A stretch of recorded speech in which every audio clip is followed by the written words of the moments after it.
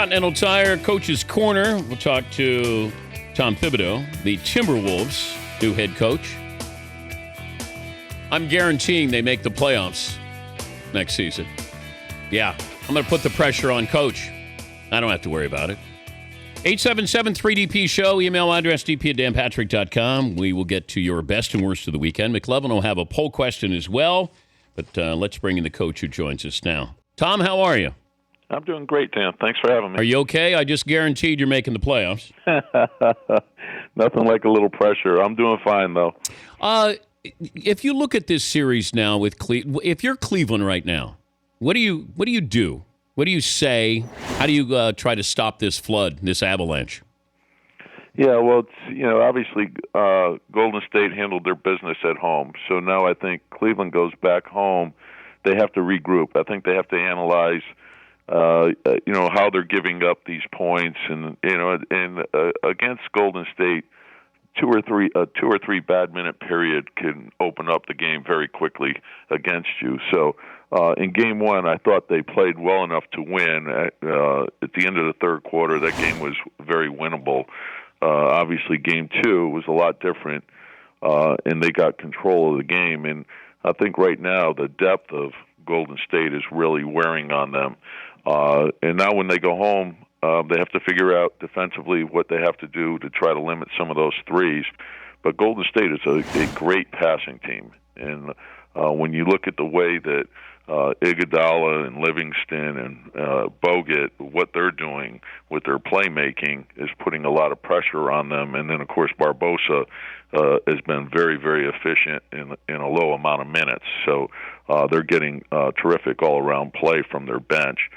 I think when you look at Cleveland right now, and obviously Kevin Love going out early in the game hurt them some, and Kyrie, but they got to get their bench guys, and usually that's the case. When they go home, the bench will play a little bit better, but they're going to need a better all-around game to have a chance to win.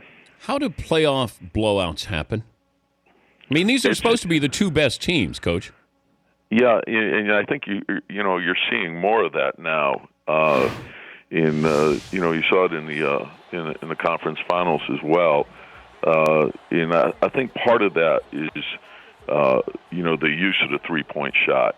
A bad minute in a game can cost you 10 points very quickly. So I think how you cover the line, how you control the ball, and then sometimes to reduce the 3-point attempts, you tend to go to more switching, which then leads to the offensive rebounding and the kick-out three, which is you're compounding errors, and a game can run away from you very quickly. But I think that Cleveland is a terrific team. I think you're going to see a different team when they go home. You have gone around the country, around the world, looking at different styles, and coaches love to borrow from other coaches. We see what D'Antoni did in Phoenix is probably a little bit of what Golden State does, or Greg Popovich and what he did in San Antonio. Is the NBA going to start? I mean, you don't have Steph Curry or Klay Thompson. Nobody does. But the style and the use of the three-pointer, how does that change now as we move forward with the success of the Warriors? Well, I think when the rule changes came into play, it changed the game. As you can recall from the 90s, it was more of a power game. People were playing power forwards at the small forward position. It was very physical. And I thought the league made a good decision to try to open it up. It probably did cross over the line. And then it brought more skill into the game. So now you're seeing a lot of teams that are playing small forwards at the power forward position. There's much more of a premium on the three. But in many ways, I don't think the game has changed because teams have to play to their strengths, and you cover up your weaknesses. And when you look at Pop has changed his style many times. He's was a power coach, defensive guy with David Robinson and Tim Duncan. Then he shifted with the guards. When David retired, Tim started getting older. He went more towards Parker and Ginobili. And then, of course, when Kawhi came there, he changed again with Aldridge. It's back to more of a power game. But I think that's what good coaches will do. When you look back, and you can go way back and look at Don Nelson. Don Nelson was more of a defensive type of guy in Milwaukee, and people tend to forget that.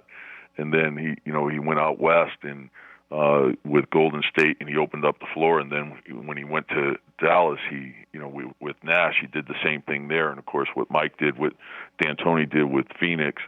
You see a lot of different styles, and I think that's what makes the game so great. You can win different ways. I think what Golden State is doing now is very unique. You see the composition of their roster makes them very unique. They start big, they can play real big, and then they can downsize and play small.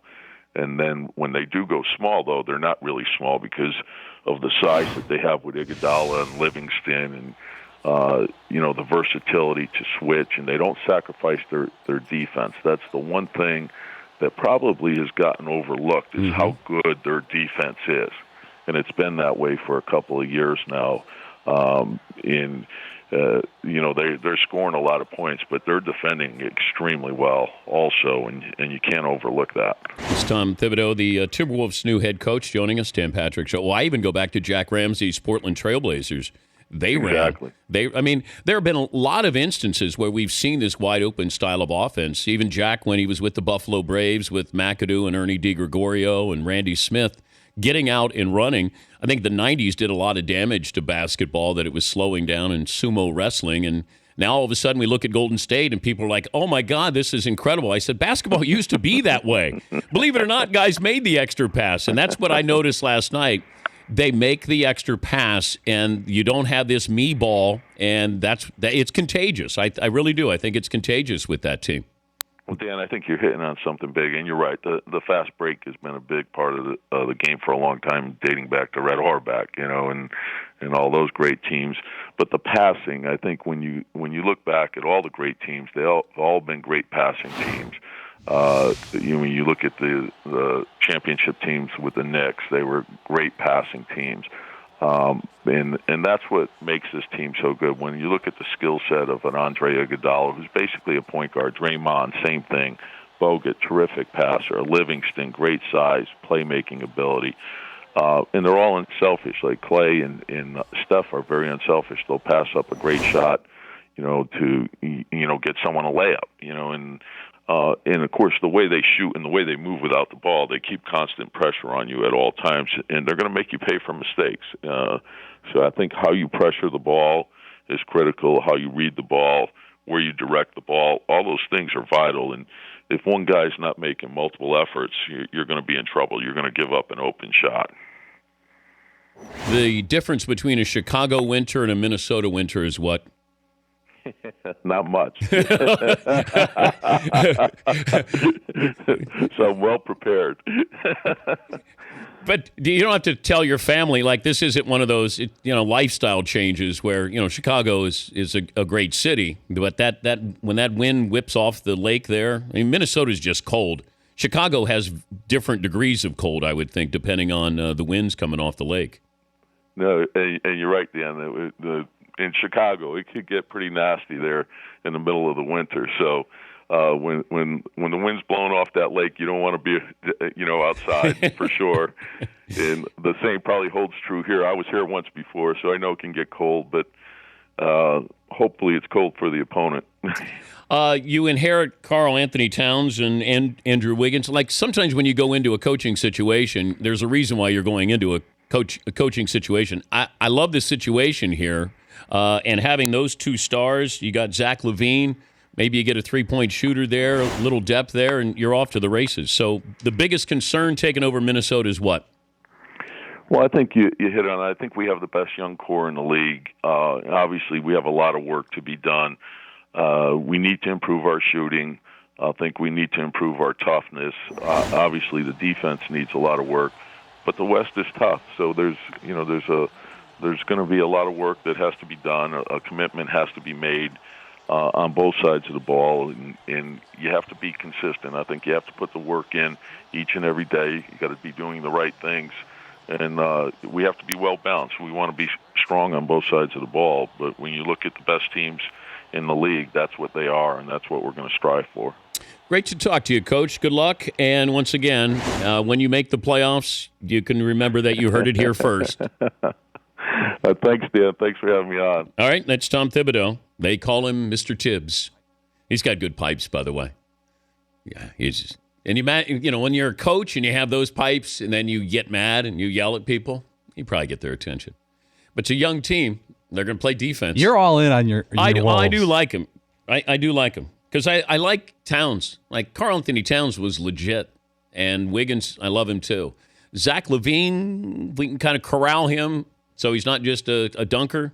I don't know about Rubio. Got to get a three-point shooter in there, at least one or two. But, no, it'll be fun. Be fun to watch them. Continental Coach's Tire.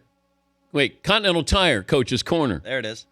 What did I say? Continental Coach's Tire? Something like that. Yeah, It's something all like good. that. But it's the Coach's Corner, brought to you by Continental Tire, is what I meant to say. From sun to rain to snow and everything in between, Continental Tire has engineered a tire for what you do. They want you, the driver, to have the traction, performance, and comfort you require on any road you travel. So Continental Tire engineering tires with extraordinary performance and reliability, putting confidence into driving. For more info and the location of a dealer near you, visit ContinentalTire.com. Continental Tire, for what you do. The Dan Patrick Show, weekday mornings on Audience.